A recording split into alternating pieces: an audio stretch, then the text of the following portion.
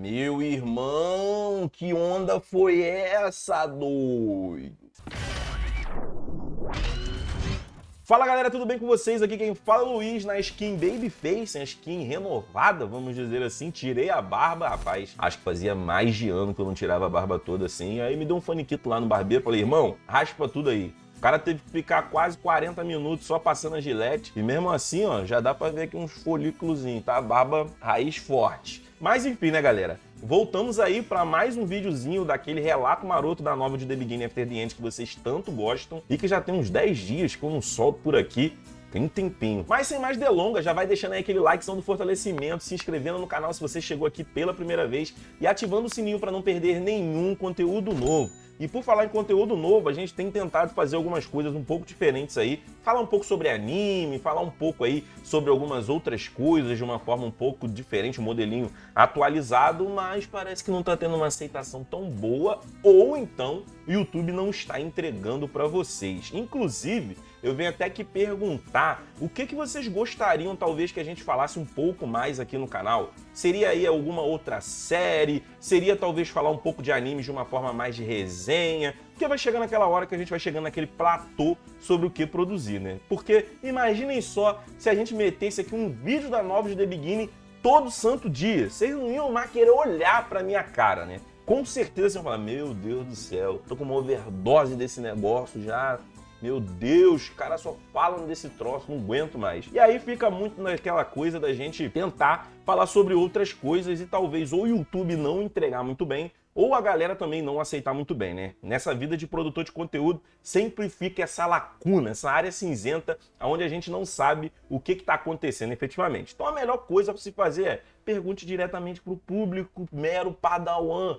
Deixa de ser tonto, pergunta diretamente para eles. E como esse vídeo aqui é um vídeo que geralmente bastante gente acaba assistindo, tá aí a pergunta lançada. Mas sem mais delongas, bora lá pro relato dessa semana que finalmente começou a guerra. Então, né, galera, no último relato eu tinha comentado pra vocês sobre como o Arthur chegou ali, se entrosou com a galera, meteu umas porradinhas ali na brincadeira, né, sem valer nada, só na amizade, e também como ele acabou percebendo como estava ali o desenvolvimento dos soldados do acampamento. E ali no finalzinho do relato, eu tinha mencionado que o Capitão Adir, né, que era o outro capitão que estava ali nas redondezas, fazendo um scout embolado ali, vendo a região, tinha chegado ali no acampamento, mas o Arthur já estava já embrulhado na cachaça, falou que já estava à noite e o dia para se encontrar com o rapaz seria ali no dia seguinte, logo pela manhã. E eis que essa manhã chega e o Arthur, rapaz, o bicho meteu o pé na jaca sem dó nem piedade, tanto que a própria Glory teve que ir lá no quarto chamar ele para ele acordar e para fazer parte da reunião que o Capitão Adir já estava lá esperando, pistola. O moleque acorda ali só o caco do bagaço. Mas responsabilidades são responsabilidades, né? E logo ali no começo já dá pra gente ver que o Capitão Adir é um capitão muito pomposo. O cara tá ali com aquela armadurazinha lustrada, vê ali cheio daquela beca, de narizinho em pé e tudo mais. E esse capitão especificamente voltou aí com o seu batalhão do scout que eles estavam fazendo ali na região para ver como é que andava essa coisa dos alacrianos, se eles já tinham chegado, se tinha algum spot ali onde o navio poderia se ancorar para poder descer os soldados, né, e coisa do tipo. De acordo com ele, eles não encontraram nada e por conta disso eles estavam voltando ao acampamento para relatar. E no acampamento tinha ficado a Glory, que era uma outra capitã, que ficou ali com o seu batalhão. Então, nessa volta, era o momento de pegar e organizar a galera para eles se reagruparem e tomarem aí as iniciativas do que deveria ser feito a seguir. E nesse momento ele acaba tendo a revelação que o Arthur, apesar de muito juvenil, era uma lança e também era um general. Logo, a Glory sugere para que o Arthur dê o seu ponto de vista sobre como os batalhões eles deveriam se reorganizar. O Adir acaba ali se metendo no caminho e dizendo que apesar do Arthur ter uma postura de general, né, ter aí uma patente de ser uma lança, nada melhor do que um próprio capitão para saber como reorganizar as suas tropas. E no fundo, eu nem acho que ele esteja completamente errado, né? Porque só quem tá ali no campo de batalha junto com o outro acaba sabendo como é que funciona o esquema. Mas o problema dessa vida é tudo a maneira que se fala. Uma mensagem ela pode ser passada de formas completamente diferentes, dizendo as mesmas palavras, dependendo da sua entonação e do seu olhar, né? E vocês, conforme eu já tinha falado aqui que o Capitão Adi é um cara meio pomposo, imaginem a forma com que ele falou com o Arthur. É claro que foi cantando de galo, né? Querendo meio que sobrepor a posição do garoto e dizer que apesar dele ser um general, calma lá, que quem entende do meu batalhão sou eu, tá ligado? E talvez esperando uma retrucada do Arthur um pouco mais incisiva, uma coisa como se ele fosse brigar, né? Fosse entrar nessa briguinha de ego, o Arthur simplesmente vira as costas e fala, valeu, irmão, pode decidir aí o que você quiser. O que faz com que o Adi ele fique aí sim com o seu ego ferido e acabe retrucando mais algumas coisas pro garoto. Garoto esse que vira as costas e acaba dizendo que, irmão, beleza, você pode aí decidir o que você quiser em relação ao batalhão, mas baixa sua bolinha, que não significa porque eu abri mão disso daí, significa que você é o rei da cocada preta aqui não, tá? Baixa a bolinha, vamos ficar na boa, tá ligado? Primeiro encontro que a gente tem aí, não vamos já criar aqui uma inimizade, uma coisa ruim não, tá bom? E aí, como vocês já podem imaginar também, o Arthur, quando ele quer passar uma mensagem bem passada, ele sabe passar, né? O que deixa o Capitão Adi um pouco atônito naquela situação. Só que, cara, do nada, essa briguinha ela é interrompida por um fenômeno muito louco. Começa a chover braço. Ou, na verdade, não começa a chover braço, né, Luiz? Não vai exagerar aqui também na contação do negócio. Enfim, chove um braço alheio de uma pessoa ainda não conhecida. E esse braço brota ali perto de uma região onde eles estão trocando ideia, que é próximo a um penhasco, aonde as tropas do Adir estavam localizadas, logo ali na sequência. Aí imagine vocês, né? Tá todo mundo ali de boa, trocando uma ideia, e do nada brota um braço ensanguentado, segurando uma espada ainda nas mãos de forma extremamente rígida, como se a pessoa dona daquele braço ali tivesse morrido naquela posição, e logo seus dedos travaram ali. E, cara, começam a vir um monte de teorias na cabeça do Arthur, né? Primeiramente, ele já grita para que a galera entre em formação, porque provavelmente está rolando algum tipo de ataque. Provavelmente não, né? Certamente. A gente ainda não sabe de quem esse ataque está vindo. Mas como? De onde? De onde essa galera teria surgido se o próprio Capitão Adi acabou de dizer que fez o scout da região e não tinha nenhum indício de Alacriano em lugar nenhum? Independente de saber quem é o atacante, a Glory, meio que seguindo aí as ordens do Arthur, acaba meio que emitindo o sinal para o acampamento para que todo mundo começasse a entrar em posição. E aí a gente vê como tem aí essa diferença entre lutadores mais experientes e lutadores menos experientes, né? Que os recrutas, eles ficam meio perdidões, assim. Eles nem de armadura estão ainda. Eles começam ali a ficar sem entender nada do que está acontecendo e começam a correr para poder vestir as suas armas e o seu equipamento. Enquanto isso, já tem muita gente veterana que, meu irmão, parece que os caras já acordam pronto pro mal, tá ligado? Eles já estão ali pronto com suas armaduras, tudo direitinho, já estão ali meio que esperando a todo momento que uma merda vá acontecer. Que a gente sabe, né, galera? Quando você menos espera, a merda acontece. E quem se precavém dessas situações acaba estando pronto cada vez mais rápido. Meio que no estalar de dedos agora consegue formar um batalhão ali muito bem organizado, com os fortalecedores na frente, servindo ali da posição de tanque, enquanto nas fileiras de trás nós tínhamos os magos e os arqueiros, prontinhos ali para fazer o ataque de longa distância. O Arthur, entendendo pelo olhar da Glory de que o batalhão já estava pronto, ele meio que ordena que ela se junte com o Adir e eles rumem para depois ali do penhasco para que eles entendam o que está acontecendo. O Adir, nesse momento, ele fica bastante nervoso, porque ele entende ali que talvez os seus soldados estejam sendo dilacerados pelo que a gente ainda não sabe o que, né? E ele acaba arrumando junto com a Glory, mas o Arthur, para poder logo ter uma percepção maior do terreno e entender o que estava rolando de fato, né? Acabar ganhando terreno muito mais rápido do que marchando pelo aquele penhasco, acaba pedindo para que a Sylvie se transforme no dragão, e a Sylvie fica um pouco ali reticente no momento, porque ela meio que se transformaria na frente de todo mundo e talvez causasse um estardalhaço muito grande, né? Só que nesse momento o Arthur acaba entendendo que, cara, não tem tempo a perder não, Sylvie. Esse negócio aí, uma hora ou outra, alguém vai acabar descobrindo, né? Ou todos vão acabar descobrindo que você é um dragão boladão. E, mano, vambora!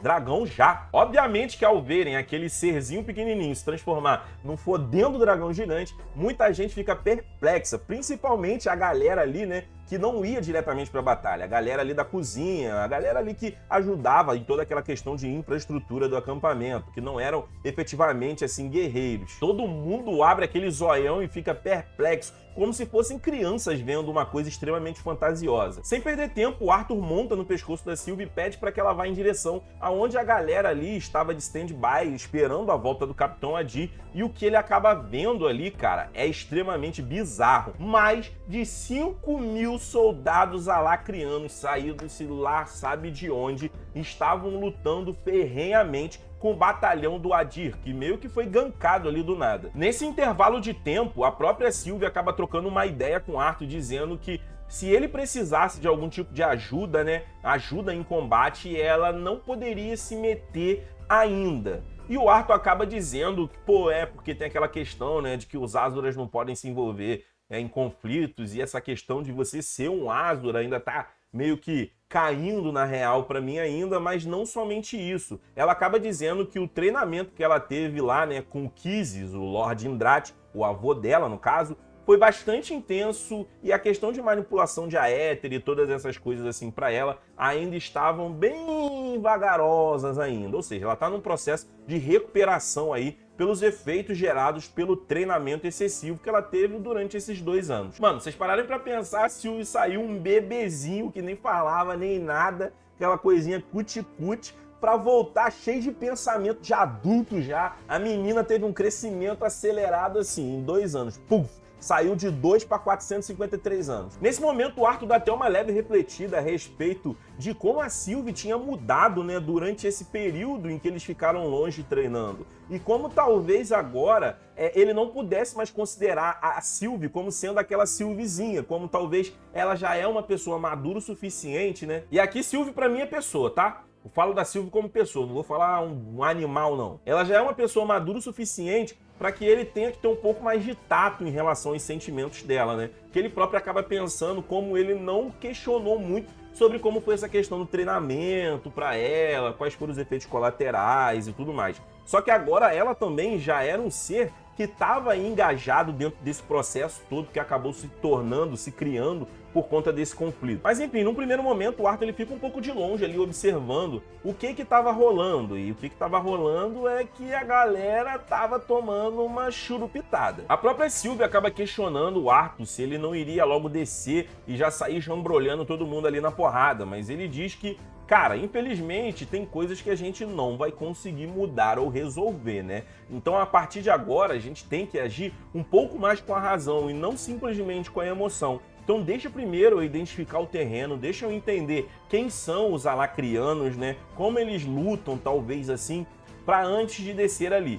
Mas ele acaba entendendo também que se ele ficasse um pouco longe ali demais da batalha, talvez os Dicatianos iam perder aquele conflito. E mais um pensamento passa pela cabeça. Como ali os alacrianos passaram por aquele território dos anões sem que ninguém tivesse nenhum tipo de dúvida ou que ninguém tenha percebido alguma coisa estranha. Enfim, né? Mais dilemas pra gente resolver depois. Mas a moral da história é que o Arthur sim decide descer diretamente no olho do furacão e a própria Sylvie acaba dizendo pra ele tomar muito cuidado porque a gente ainda não sabe qual é o potencial desses alacrianos. E também, obviamente, que se ela visse que o caldo estivesse engrossando aí pro rapaz, ela ia descer no rasante pegar o moleque e meter o pé. E logo ao descer no campo de batalha, o Arthur começa a perceber que existe um sanhaço de gente retalhada pra tudo quanto é lado.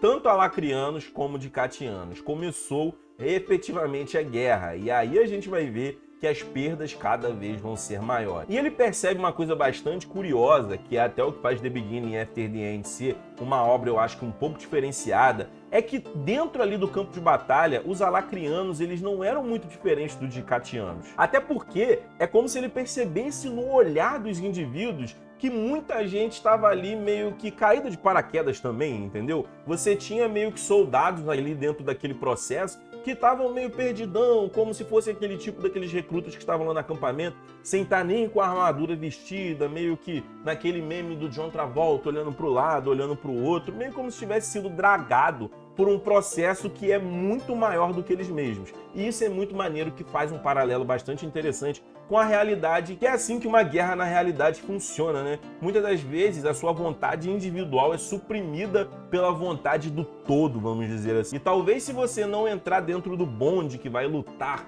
para defender os seus direitos e tudo mais, os seus próprios direitos vão deixar de existir. Não somente pelo inimigo, mas também pelo seu próprio gestor. Gestor não é uma boa palavra para colocar aqui nesse momento, né? Pela sua própria pátria, pelo seu próprio estado. Enfim, né? Dilemas que os indivíduos de todos os lugares, sejam da ficção ou da realidade, acabam vivendo. Serem tragados por maremotos de merda que você não pediu necessariamente para que você fizesse parte. Mas independente de qualquer coisa, cada um ali naquele momento está defendendo um lado. E na guerra, né, não tem muito essa coisa de sentar para tomar um chá, trocar uma ideia, jogar uma partida de xadrez e resolver como seria o conflito. Enfim, acho que nós somos seres evoluídos o suficiente para já chegar nesse patamar, né? Mas parece que a galera ainda curte e prefere matar ainda. Logo ao chegar no campo de batalha, o Arthur acaba sendo meio que gankado por um fortalecedor que utiliza meio que manoplas, né? Não manoplas, ele utiliza meio que acumulação de mana nos punhos para dar aquele boostzinho no poder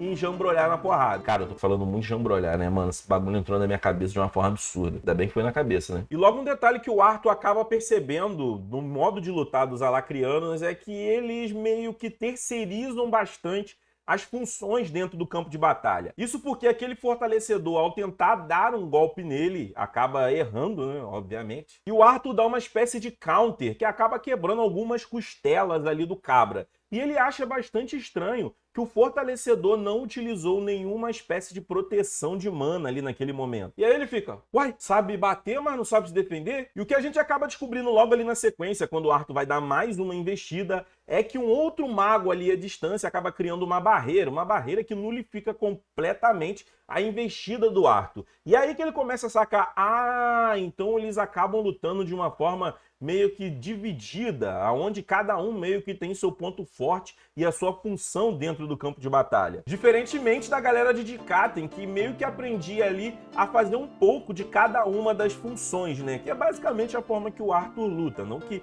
talvez ele seja parâmetro para alguma coisa, porque o cara é uma excelência em tudo que ele faz, mas a ideia é basicamente essa. O Arthur, então, tem bastante vontade de utilizar o Helm Heart para meio que acabar logo com toda essa brincadeirinha aí, né? Acabar meio que interpretando todos os movimentos que os nossos caboclos iriam fazer, mas ele segura um pouco a onda até para poder sentir um pouco mais do feeling do combate. Como se não fosse o bastante, ele acaba recebendo mais um ataque, que agora não é do fortalecedor que está à sua frente e nem também daquele que estava fazendo as barreiras para defender o fortalecedor, e sim um ataque mágico de vento de um cara que estava ali em uma outra posição, meio que tendo um ataque aí coordenado de 3 frentes, né? E tinha um conjurador, um fortalecedor e um outro caboclo que acabava fazendo a defesa desses dois. E ainda, como se não fosse suficiente, tamanha, vamos dizer assim, multilocalização dos oponentes, lutando contra um indivíduo só, o nosso fortalecedor acaba criando uma espécie de um genjutsu,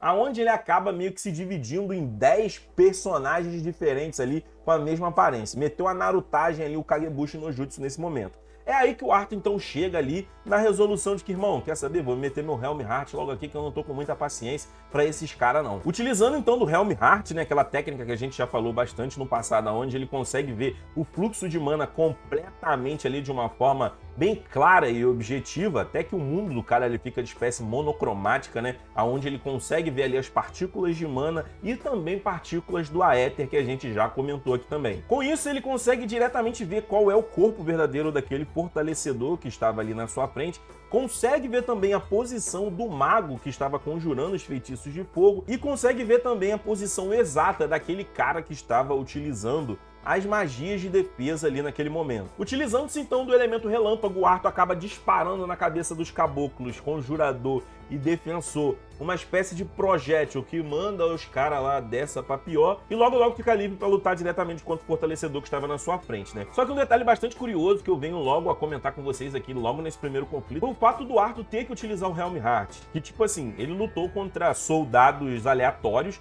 e ele teve que utilizar uma técnica de nível avançado. Tudo bem que talvez se ele se esforçasse um pouquinho, ele poderia talvez vencer sem utilizar o Helm Heart, mas o fato dele já ter que utilizar o Helm Heart mostra que os Alacrianos, eles têm as suas técnicas de guerra e elas não são brincadeira não. Tendo acabado com os 3 oponentes que foram aí os 3 primeiros azarados que cruzaram seu caminho, o Arthur acaba lutando com mais outros oponentes que estão ali e acaba meio que gerando um sanhacinho pra galera. O Arthur continua sua empreitada de lutar contra outros oponentes que estão ali na região e ele acaba cruzando olhares com a Cedric, que era uma daquelas garotas que estavam lutando, que eu acabei mencionando aí também no relato anterior. E aí a gente vê que a Cedric, ela está ali meio que tendo um êxito bastante interessante no seu confronto. Ela é aquela menina que utiliza as manoplas para poder lutar. E momentos antes dela cruzar olhares aí com o Arthur e perceber que ele estava acabando com bastante gente ali na região, né, que tinha meio que uma pilha de corpos ao redor dele, a Cedric estava lutando ali contra outros alacrianos que, por um momento, tamanho ódio que tiveram ali da garota, chegaram até a xingar ela de rapariga. Na verdade, o sinônimo um pouco mais pesado,